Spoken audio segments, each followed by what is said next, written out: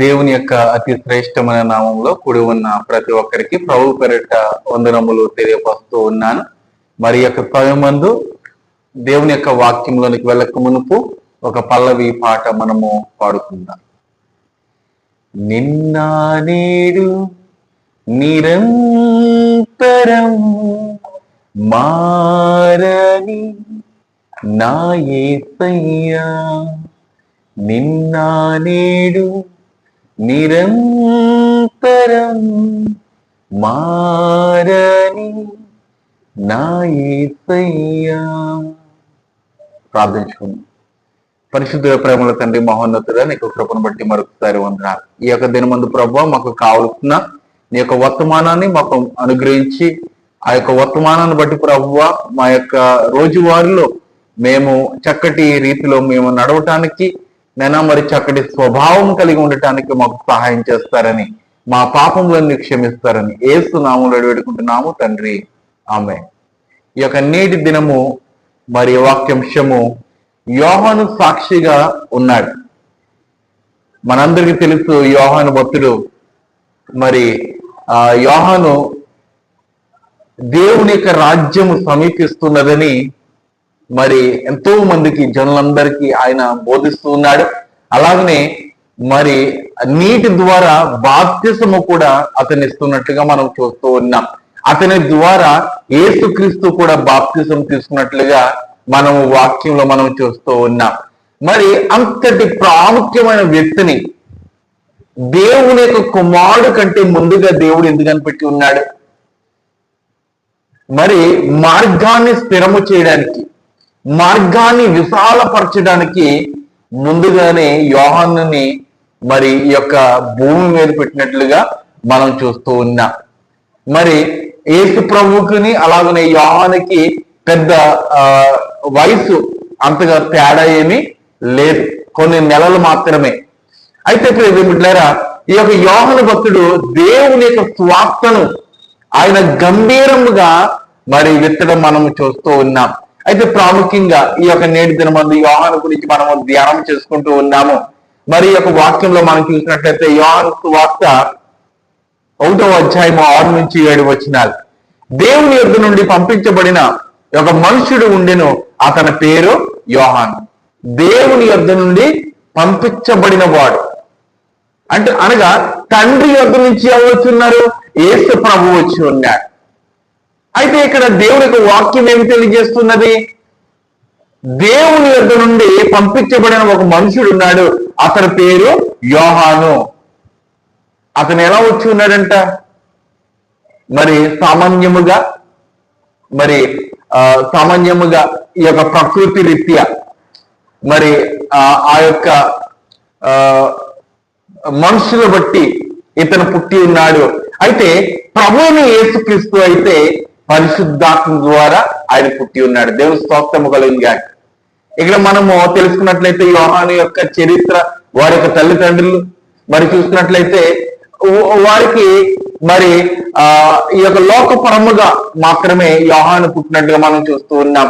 అయితే యేసు ప్రభు అయితే పరిశుద్ధాత్మ ద్వారా కన్యక గర్భము, ఆ యొక్క గర్భము నుంచి ఆయన పుట్టినట్టుగా మనము ఈ యొక్క వాక్యాలు మనం చదువుతూ ఉన్నాం. అయితే దేవుని యొద్ద నుండి పంపించబడిన ఒక మనుషుడు ఉండేను, అతని పేరు యోహాను. అతని మూలముగా అందరూ విశ్వసించినట్లు అతడు ఆ వెలుగును గూర్చి సాక్ష్యం ఇచ్చుటకు సాక్షిగా వచ్చెను. దేవుని స్తోత్రం కలిగింది కాక. ప్రియ దేవుని విశ్వాసులారా, ఇక్కడ ముందుగా దేవునికి సాక్షిగా ఈ యొక్క యోహాను భక్తుడు మరి ఈ యొక్క ప్రాంతంలో ఉన్నట్లుగా మనం చూస్తూ ఉన్నాం. మరి యేసు ప్రభు వస్తున్న సమయంలో నాకంటే శ్రేష్టమైన వాడు, ఆయన యొక్క పాదరక్షకులు ముట్టుకోవడానికి కూడా నేను అర్హుడిని కాదు అని యోహాను సాక్ష్యమిస్తూ ఉన్నాడు. అంతగా తగ్గించుకొని దేవుని యొక్క స్వార్థను ఆయన ప్రకటన చేస్తూ ఉన్నాడు. చక్కటి మాట కలిగిన వాడు, చక్కటి ఆలోచన కలిగిన వాడు. కానీ అతను మరి దేవుడి కంటే హెచ్చించుగా లేదు, అనగా హెచ్చింపు పొందలేదు. నేనే గొప్పవాడినని ఆయన అనుకోలేదు. యేసు ప్రభు గొప్పవాడు, మనందరికీ ఆయనే రక్షకుడు అని ఆయన తెలియజేస్తూ ఉన్నాడు. కనుక ప్రియ బిడ్డలారా, యోహాను భక్తుడి వలె మనం ఉండాలి. యోహాను కలిగిన ఆ యొక్క మనసును మనము కూడా కలిగి ఉండాలి.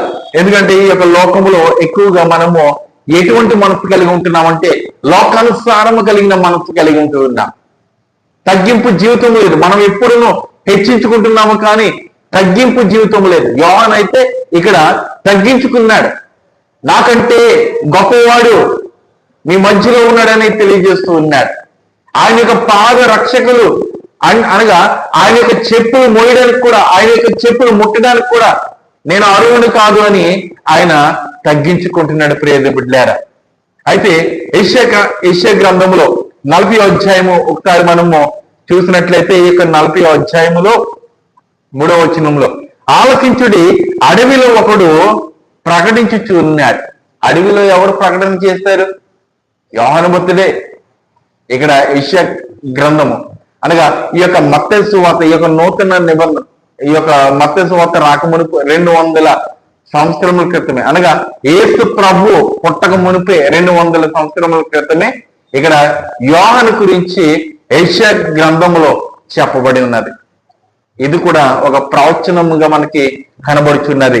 ఆలకించుడి, అతని యొక్క మాటను ఆలకించుడి, అడవిలో ఒకడు ప్రకటించుచు ఉన్నాడు. అడవి అనగా జనసంచారం కలిగిన, మనం ఏమనుకుంటామంటే అడవి అంటే మృగాలు తిరిగే అడవి, లేకపోతే జంతువులు ఉండే అడవి, ఆ యొక్క అడవి చాలా దట్టముగా ఉంటుంది అని అనుకుంటూ ఉంటాం.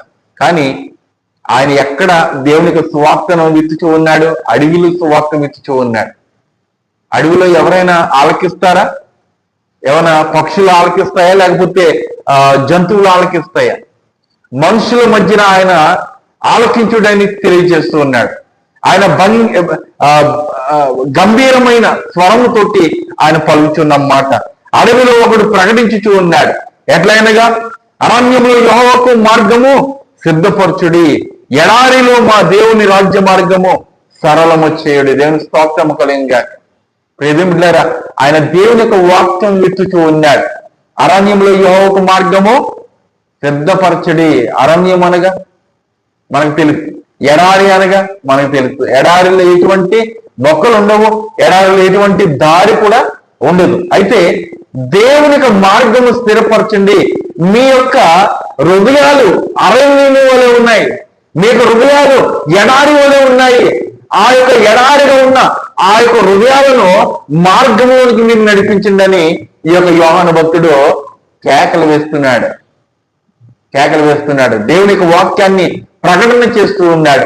ఆ ప్రకటన వాక్యం ఏంటంటే, మా దేవుని రాజ్య మార్గమును సరళము చేయుడి. దేవుని యొక్క మార్గము అంటే ఆ పరలోకానికి వెళ్ళాలంటే మనం మొదటిగా ఈ యొక్క లోకంలో మనం ఏం చేయాలి? దేవుని యొక్క వాక్యాన్ని మనము ధ్యానము చేయాలి. దేవుని యొక్క వాక్యము ఉండాలి. అటువంటి రీతిగా మీరందరూ ఉండాలని, ఎవరైతే ఎడారి మార్గముగా ఆ హృదయాలు ఉన్నాయో, ఎవరైతే అరణ్య మార్గముగా వారి యొక్క హృదయాలు ఉన్నాయో, ఆ హృదయాలన్నీ దేవుని యొక్క మార్గం వలె ఉండిపోవాలని ఆ యొక్క యోహాను భక్తుడు ఆ దినాల్లో మొదటి శతాబ్దంలో దేవుని యొక్క వాక్యము విత్తుచూ ఉన్నాడు. మరి తన యొక్క ప్రాణాన్ని ఎవరు తీస్తున్నారు అన్నది మనకు తెలుసు. హెరోదు యొక్క తన యొక్క భార్య ఏమండి యోహాను యొక్క తలను అనగా శిరచ్ఛేదనం చేస్తున్నారు. యోహాను యొక్క తలను నరికి వేస్తున్నారు, కానుకగా ఇచ్చి ఉన్నారు కదండి. అక్కడ నాట్యం ఆడినప్పుడు ఆ రాజుకి కొంత ఆనందం కలిగి, నీకేం కావాలంటే నాకు యోహాను యొక్క తల కావాలని అడిగింది. అప్పుడు యోహాను యొక్క తలను నరికి తెచ్చినట్లుగా మనం చూస్తూ ఉన్నాం. ఏదైనప్పటికీ ఆయన బ్రతికినంత కాలము దేవునికి సాక్షిగా నిలబడ్డాడు. ఏమండి, ఆయన బ్రతికినంత కాలము దేవునికి సాక్షిగా నిలబడ్డాడు. మనం ఎంతకాలం నిలబడుతూ ఉన్నాం? బ్రతికినంత కాలము సాక్షిగా నిలబడుతున్నామా, లేకపోతే నిలువెచ్చని స్థితిలో ఈ రోజుల్లో మనం ఉంటూ ఉన్నామా? దేవుని యొక్క వాక్యాన్ని విత్తుతూ, దేవుని యొక్క నామములో ప్రార్థిస్తూ, వాక్యము చెప్తూ మనము ఆ యొక్క లౌదేశ్య సంఘము అనగా ఈ ప్రకటన గ్రంథంలో 7వ సంఘంలో ఉన్న చూడండి, లూక్వామ్, వెచ్చగానే ఉండు, చల్లగానే ఉండు, నిలువెచ్చని స్థితిలో మాత్రము ఉండొద్దు. ఒకవేళ ఆ రీతిగా ఉన్నట్లయితే నీ మీద ఉమ్ము వేస్తానని దేవుడు తెలియజేస్తూ ఉన్నాడు.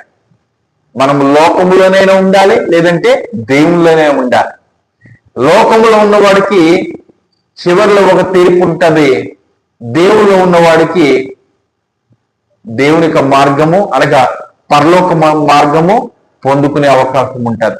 కనుక ఏ మార్గము గుండా వెళ్ళాలో, ఏ మార్గంలో నివసించాలో సమస్తము దేవుడు నీ చేతులకు అప్పచెప్పి ఉన్నాడు. ఇక్కడ మత్తయి సువార్త 11వ అధ్యాయము 10వ వచనాన్ని ఒకసారి మనం జ్ఞాపం చేసుకుందాం. ఇదిగో నేను నా దూతను నీకు ముందుగా పంపుచూ ఉన్నాను, అతడు నీ ముందర నీ మార్గమును స్థిరపరచును అని ఎవరిని గురించి రాయబడినో అతడే ఈ యోహాను.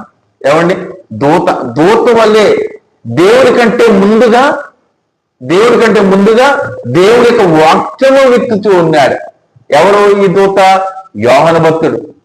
దేవుడి యొక్క మార్గాన్ని ఆయన సరళము చేస్తున్నాడు. ఇదిగో నేను నా దూతను నీకు ముందుగా పంపుతూ ఉన్నాను, అతడు నీ ముందర నీ మార్గమును సిద్ధపరచును. అప్పటికే కొంతమందిని ఏమండి దేవుని యొక్క మార్గం వైపు ఆయన తిప్పుతూ ఉన్నాడు. యేసు ప్రభువు ఏ సమయంలో ఆయన దేవుని యొక్క వాక్యము ప్రకటన చేయడానికి సిద్ధపరచబడి ఉన్నాడు? యోహాను భక్తుడి ద్వారా బాప్తిసము తీసుకున్న తర్వాత ఆయన 40 దినాలు ఉపవాసం ఉన్న తర్వాత ఆ అరణ్య ప్రాంతం నుంచి వచ్చినాక ఆయన 3.5 సంవత్సరంలో దేవుని యొక్క సువార్తన ప్రకటన చేయడం జరిగి ఉన్నది. అంతకంటే ముందర ఎవరు దేవుని యొక్క వాక్యాన్ని ప్రకటన చేస్తున్నారు? ఈ యొక్క దూత అనగా యోహాను భక్తుడు దేవుని యొక్క వాక్యాన్ని ప్రకటన చేస్తూ ఉన్నాడు. ముందుగానే దేవుని యొక్క మార్గాన్ని ఆయన సిద్ధపరుస్తూ ఉన్నాడు, మార్గాన్ని సరళం చేస్తున్నాడు. ఎవరైతే కఠినమైన హృదయాలతో ఉన్నారో, ఎవరైతే తప్పిదములో ఉన్నారో వారినందరినీ యోహాను ఏం చేస్తున్నాడు? సరి చేస్తూ ఉన్నాడు. దేవునికి మహిమ కలుగుగాక. దేవుని యొక్క రాజ్యం వచ్చినప్పుడు ఈ యొక్క లోకానికి మనము కూడా మరి ప్రజలను సరిచేసేవారుగా ఉన్నామా? ఒకవేళ సరి చేసినట్లయితే, ఒకవేళ నీవు ఈ తప్పు చేస్తున్నావని వారికి చెప్పినట్లయితే నన్ను ఏదైనా అనుకుంటారేమో అని నీవు భావించుకుని వెనుతిరుగుతూ ఉన్నావా? అది తప్పని నీకు తెలిసిన ఎడల నీవు అది వారికి చెప్పకపోతే అంతకంటే ఏమండి గొప్ప శిక్ష మనకి రాదండి. ఒకడిని అగ్నిలోంచి లాగినట్లుగా మనము దేవుని యొక్క వాక్యం ద్వారా మనము లాగాలి. హెబ్రీయులు రాసిన ఆ యొక్క గ్రంథంలో మనకు కనపడతారు. ఏమండి, అయితే దేవుని యొక్క వాక్యం ద్వారా మనము వారిని ఆ యొక్క తప్పిదం నుంచి మనము బయటికి తీసుకురావాలి. యోహాను సువార్త 5వ అధ్యాయము 35వ వాక్య భాగం ఒకసారి చదివి నేను ముగించాలని ఆశపడుతూ ఉన్నాను. అతడు మండుచు ప్రకాశించుతున్న దీపమై ఉండేను, మీరు అతని వెలుగులో ఉండి కొంతకాలము ఆనందించుటకు ఇష్టపడితిరి. ఏమండి, ఈ యొక్క యోహాను భక్తుడు రక్షణ అనే మార్గాన్ని వారికి రుచి చూపించున్నాడు. ఆ వాక్యాలు బట్టి వారు కొంతకాలము ఆనందము కలిగి ఉన్నారు. ఏమండి, ఆనందము కలిగి ఉన్నారని ప్రభువైన యేసుక్రీస్తు తెలియజేస్తూ ఉన్నాడు. ఆ దూత ద్వారా అనగా యోహాను భక్తుడి ద్వారా అనేకులు దేవుని వైపు త్రిప్పబడి ఉన్నారు. ఆ మొదటి శతాబ్దంలో ఈ రోజున మనము ఎంతమందిని దేవుని వైపు మనము త్రిప్పుతూ ఉన్నాం? దేవుని వైపు మనము త్రిప్పుతూ ఉన్నామా, లేకపోతే విశ్వాసులను మన వైపు త్రిప్పుకుంటూ ఉన్నామా? అనగా మనము వారిని ఆకర్షిస్తూ ఉన్నామా?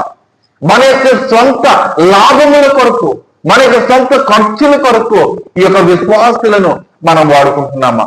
ఏదన్నది సమస్తము మన యొక్క చేతిలోనే ఉన్నది. దేవుడు ఒక దినమందు లెక్క చెప్పాలి. ఏమండి, ఆ దినమందు దేవుడు అడుగుతాడు, ఏది నీ మంద అని అడిగినప్పుడు నీవు లెక్క చెప్పాలి. కనుక ఈ దినము నుంచి మనము సరైన మార్గంలో ఉండి సరైన వాక్యము విత్తినట్లయితే ప్రభువు తప్పక మనల్ని ఆదరించి ఆయన యొక్క రాజ్యంలోనికి ఆహ్వానించే అవకాశము మనకు దొరుకుతుంది. ప్రార్థన చేసుకుందాం. పరిశుద్ధుడ ప్రేమల తండ్రి యేసయ్య నీకు వందనాలు. ఇంతవరకు ప్రభు నీ యొక్క వాక్యం ద్వారా మా అందరితోటి సూటిగా తేటగా మీరు మాట్లాడున్నారు ప్రభు. అవును యేసయ్య, ప్రభు నీకంటే ముందుగా యోహాను భక్తుడిని ఈ లోకానికి నీవు నడిపించి ప్రభు వారి ద్వారా ఎన్నో ఆత్మలను ప్రభువ నీ దరికి చేర్చడానికి వారు ఎంతగానో కష్టపడి ఉన్నారు ప్రభు. అటువంటి కష్టము నేను ఈ యొక్క నేటి సేవకు కూడా ఉండడానికి సహాయం చేస్తున్నాడు ఉన్నాం. ఇదిగో ప్రభు ప్రత్యేకంగా ప్రార్థన కోరిన నీ ప్రియ బిడ్డలు ప్రభు సహోదరి కవిత గారి కొరకు మేము ప్రార్థిస్తున్నాను. వారి బిడ్డను ఆ యొక్క బిడ్డ మీరు ముట్టండి, స్వస్థపరచండి. అలాగే ప్రభు నేను సహోదరుడు ప్రవీణ్ గారి కొరకు మేము ప్రార్థిస్తూ ఉన్నాం. దూరదేశానికి వెళ్ళడానికి నైనా సహాయం ఇచ్చండి. అలాగే ప్రభు నైనా మరి మా యొక్క మావయ్య గారిని అయినా ప్రభు సోమరాజు గారిని బట్టి నీకు అన్నారు ప్రభు. మరి టైఫాయిడ్ ఫీవర్తో వారు నైనా మరి బాధపడుతున్నారు, వారిని ప్రభు మీరు ముట్టండి. అలాగే వారి యొక్క భార్యకు కూడా ప్రభు జ్వరం కలిగి ఉన్నది, వారిని కూడా మీరు ముట్టండి, స్వస్థపరచండి నాయన. ఎవరైతే ప్రార్థన కోరున్నారో వారు ప్రతి ఒక్కరిని దీవించండి. ఇదిగో ప్రభు నేను ఆర్థిక సమస్యలు ఉన్నప్పుడు ఎంతమంది అయితే నాయన నాకు సహాయం చేస్తున్నారు వారి యొక్క కుటుంబాలను మీరు ఆదరించి నీవే మహిమను పొందుకుంటారని యేసు నామములో వేడుకుంటున్నాము తండ్రి. ఆమేన్. ఆమేన్. వందనాలు. దేవుడు మిమ్మల్ని దీవించి ఆశీర్వదించింది గాక. ఆమేన్.